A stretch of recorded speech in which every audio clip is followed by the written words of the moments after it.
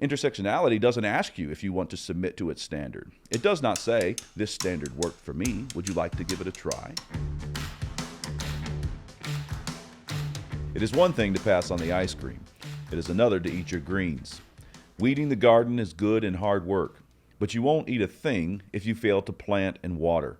Herein lies the rub. Ripping out some big nasty weeds yields an immediate reward. In 30 minutes flat, you've taken what was a hot mess and turned it into a nice clean bed. But planting and watering are not as instantly gratifying, and they require a particular kind of diligence, wisdom, and perseverance. If you plant seeds in the morning and take a picture for your Instagram in the afternoon, your friends won't be one bit impressed. Now, the evangelical world played with the fire of critical race theory and intersectionality, and a fair number of people are still bandaged up from the third-degree burns.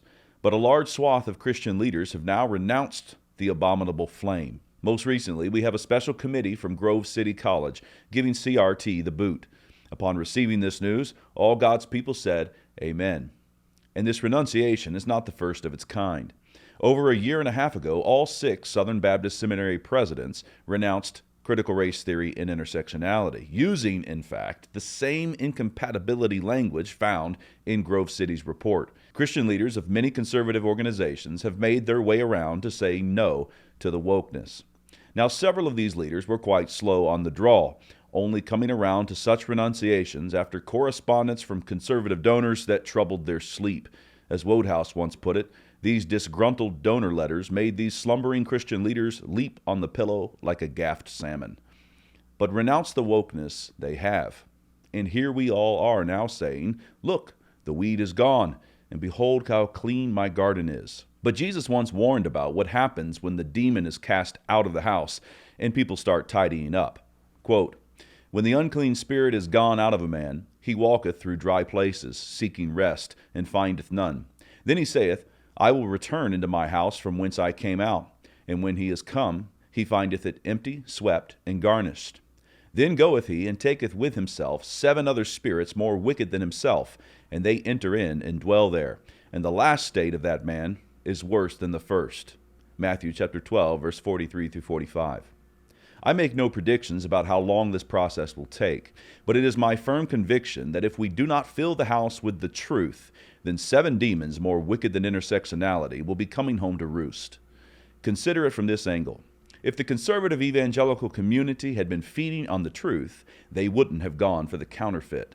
Yes, intersectionality is a sneaky, nasty lie. It is revolutionary in the sense that Kuyper described. Quote, the revolution turns everything topsy-turvy, such that what was at the bottom rises to the top, and what was at the very top now moves to the bottom.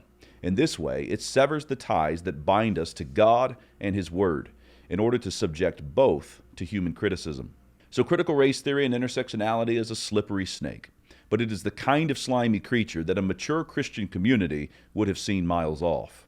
And what actually happened was much more like the blurry blind man at Bethsaida. I see principles of justice as trees walking. And we do need Jesus to lay His hands once more on our eyes and make us look up. Matthew chapter 8, verse 25. Exchanging a lie for the truth of God. So if we would keep intersectionality's bigger, hairier brother out of our house, then we need to do more than sweep and garnish. We need to fill the house with the truths that we're missing. We need to fill the vacuum that the wokeness filled.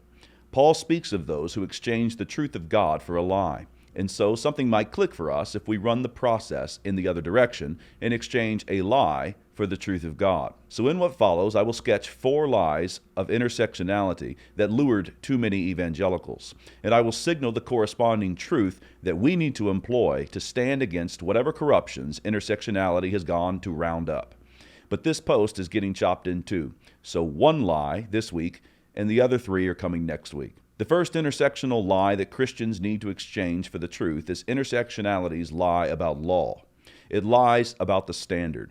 It does not erase the standard altogether. It exchanges the true standard for a false standard. Intersectionality is quite dogmatic about its standard. An error is embodied in the phrase, to each their own. But that particular error is not found in intersectionality. Intersectionality demands we should all be equal in every sense of the word. That's the standard. The victims need to be brought up a notch, and the oppressors need to be brought down a notch. And if the bourgeois are up 2 notches, then they need to come down too, in conjunction with the proletariat coming up the 2 notches they are down. And after we have achieved this readjustment, voila, all is well now that everyone has an equal slice of the pie. Now, I'm not vouching for the integrity of those who preach this faulty standard. Many of them are flat lying to you, and they simply want your stuff. But the whole system is predicated upon the Marxist paradigm of haves and have-nots, with a big attendant, that's not right, and we're going to make it right. Thus, a standard. Faulty and abominable, and yet a standard. Now, many evangelical leaders are rooting up that particular faulty standard. I don't mean to get in their way as they do. I'm grateful they are getting their hands a little dirty. But I do want to point to what comes next. This erroneous intersectional standard was imbibed by many because we were standardless. The saints were hungry for law, Psalm 119, verse 97 through 104. And the Christian ethos in the United States was by and large antinomian. Even those healthier parts of American Christianity that were not ecclesiastically antinomian were antinomian outside the ecclesiastical sphere. I mean that several Christians limited God's law to the church and individual Christians. These legal reductionists would say that you had to obey God's law if you were a Christian. They maintained that the church is under God's law, but they shortchanged the divine standard, divesting it of its universal claims. The intersectionalists do not limit their faulty law in this way. Intersectionality doesn't ask you if you want to submit to its standard. It does not say, this standard worked for me, would you like to give it a try? People are hungry for a standard that covers the whole lot, a measure that applies in the home and at work, to the doctor and the entrepreneur, a standard that is for the homemaker and the lawmaker. And come to find out, that is precisely what Christians have, and it is high time to plant that particular truth so that we have more than a nice clean bed for whatever demons intersectionality is going to pick up.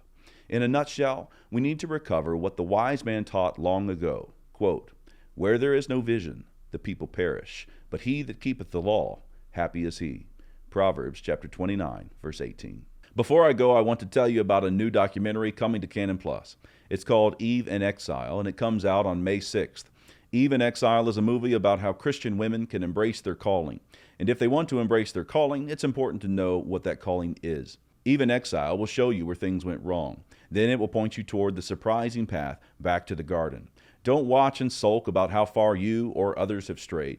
Watch and get going down the path of faith, work, fruit, and glory. So check out Eve in Exile, May 6th, only on Canon Plus. Here's a quick look. What does it mean to be a woman? Apparently nothing at all. Can you provide a definition for the word woman? I can't. Do I'm you not a believe the biologist. meaning of Our culture hates the idea of boundaries. My body, my choice! We just want there to be no rules, no lines, no definitions. As a woman, What is that? was to each their own. We're Christian women, and we want to live in the way God told us to. But we're looking out over this current playing field and wondering where on earth we are supposed to stand. Our daughters are born into the ruins of what used to be a Christian nation, and we are raising them in the wreckage of the West. What does obedience look like in this madhouse?